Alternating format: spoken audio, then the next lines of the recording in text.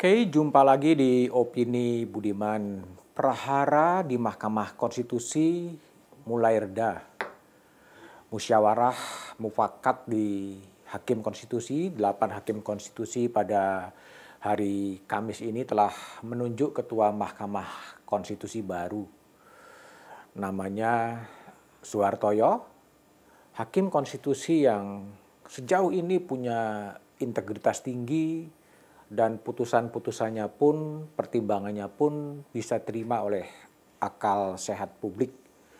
Ia menggantikan Anwar Usman, Ketua Mahkamah Konstitusi yang dicopot oleh Majelis Kehormatan Mahkamah Konstitusi yang dipimpin oleh Profesor Dr. Jimli Asidiki, Profesor Bintan Saragih, dan Wahiduddin Adam. Anwar Usman dinyatakan terbukti melakukan pelanggaran etik berat dalam kasus uji materi Undang-Undang Pemilu yang mengatur soal syarat untuk menjadi capres dan cawapres. Selain diberhentikan sebagai Ketua MK, Anwar juga tidak punya hak untuk dicalonkan atau mencalonkan diri sebagai pimpinan MK dan dilarang untuk mengadili sengketa-sengketa atau uji materi yang berkaitan dengan pemilu dan pilkada. Meskipun dinyatakan terbukti melanggar etik berat, Anwar Usman dalam jumpa pers secara terpisah menyatakan perlawanannya. Ia menyatakan pantang mundur dan dia yang mengatakan bahwa ia adalah korban fitnah keji dan pembunuhan karakter yang dialamatkan kepadanya. Sayang memang Anwar tidak menyebutkan siapa yang menyebarkan fitnah, siapa yang membunuh karakternya. Itu tentunya pembelaan terbuka Anwar Usman atau lebih kepada respon atau tanggapan atas desakan mundur yang diajukan sejumlah pihak terhadap Anwar Usman setelah dinyatakan terbukti melanggar etik berat.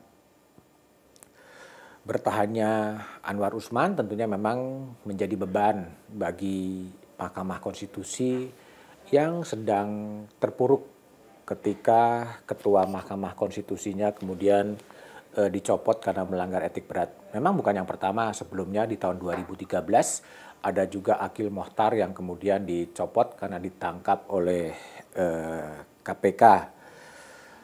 Kenapa itu menjadi beban? Karena atribusi Hakim Konstitusi itu adalah negarawan yang menguasai konstitusi. Kalau dilihat dalam berbagai atribusi penyelenggara-penyelenggara negara lain, tidak ada yang disebut sebagai negarawan, apalagi yang menguasai konstitusi. Hanya Hakim Konstitusi itulah yang punya atribusi sebagai negarawan yang menguasai konstitusi. Memang akan ada dilema moral, dilema etik. Bagaimana seorang negarawan yang menguasai konstitusi tapi dinyatakan terbukti melanggar etik berat dan kemudian bertahan. Tapi memang tidak ada alasan juga untuk mendesak Anwar Usman mundur sebagai Ketua Mahkamah Konstitusi. Dia sah secara formal tetap bertahan sebagai Hakim Konstitusi, tetapi memang legitimasinya mungkin akan sedikit lebih turun. Tapi mundur atau tidaknya Anwar Usman ya tergantung kepada beliau sendiri, apakah akan mundur, apakah akan bertahan atau apapun, ya itu yang kemudian terjadi. Namun kabar gembira itu muncul pada hari Kamis ini setelah Suhartoyo dipilih secara musyawarah mufakat. Musyawarah mufakat ini juga langkah yang baik, langkah yang bijak, ya, karena selama ini yang sering terjadi adalah voting di kalangan Hakim Konstitusi. Pilihan atau langkah musyawarah mufakat yang dipimpin oleh Wakil Ketua MK Saldi Isra tentunya cara yang baik agar MK bisa kembali mengkonsolidasikan diri. Tidak ada lagi perpecahan-perpecahan di dalam Hakim Konstitusi, tidak lagi polarisasi siapa dukung siapa dalam konstitusi.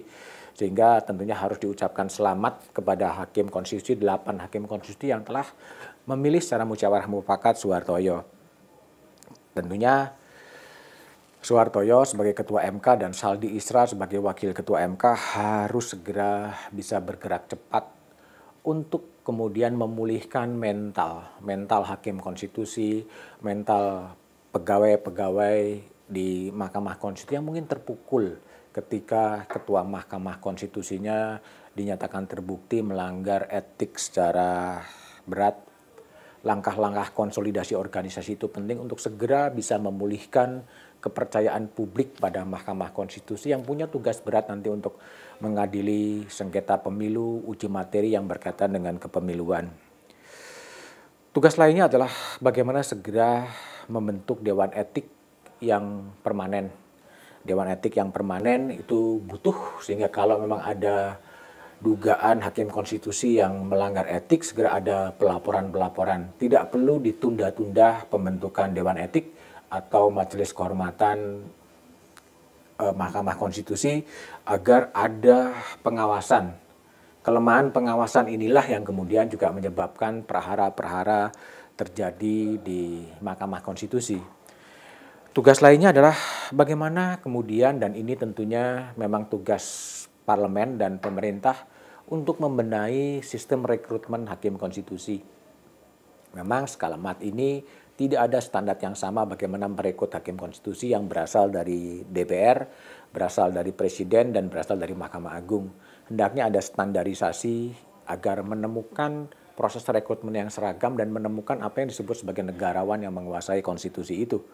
Itu adalah pekerjaan rumah bukan hanya pada Soehartojo dan Saldi, tetapi juga pada DPR dan pemerintah. Hal yang lain juga perlu disoroti adalah soal konflik kepentingan.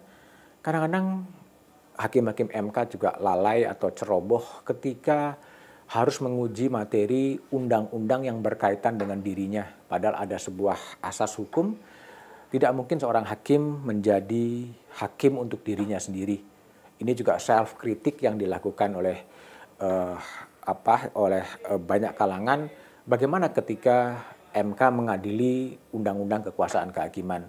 Bagaimana ketika MK kemudian mengadili soal pengawasan oleh Komisi Yudisial? Bukankah itu juga terjadi benturan kepentingan? Itu juga harus dibenahi dengan menata ulang hukum acara. Dan yang berkaitan dengan pemilu presiden, alangkah lebih baik kalau kemudian Soehartojo dan Saldi kemudian mempercepat proses uji formal atau uji material terhadap putusan MK yang telah memberikan tafsir berbeda soal persyaratan calon presiden dan calon wakil presiden. Bukan untuk menjegal atau tidak menjegal karena putusan MK itu final dan mengikat, tapi untuk memberikan kepastian hukum. Ini duduk soalnya mau bagaimana, karena faktanya sudah ada gugatan uji materi yang menggugat soal putusan MK. Ini memang tradisi baru, tapi ada baiknya ini segera diselesaikan agar ada kepastian hukum. Soehartojo sejauh ini memang bisa dilihat rekam jejaknya relatif punya integritas yang cukup tinggi. Dia kerap mengambil pendapat berbeda dengan hakim konstitusi yang lain, seperti Saldi Isra, Eni Nurbaningsih, dan Wahidin Alam. Misalnya tercermin dalam undang-undang uji materi undang-undang soal syarat capres dan cawapres, dia juga mengambil dissenting opinion. Terhadap uji materi undang-undang KPK, Saldi juga menolak tapi kalah suara. Begitu juga dengan uji materi undang-undang Cipta Kerja. Sehingga di tengah prahara, di tengah awan mendung yang terjadi di Mahkamah Konstitusi, semoga saja Soehartojo, Saldi Isra bisa kembali menumbuhkan harapan dan membangkitkan kepercayaan publik pada Mahkamah Konstitusi, dan itu nantinya akan tercermin dalam putusan-putusan yang segera diputuskan oleh Mahkamah.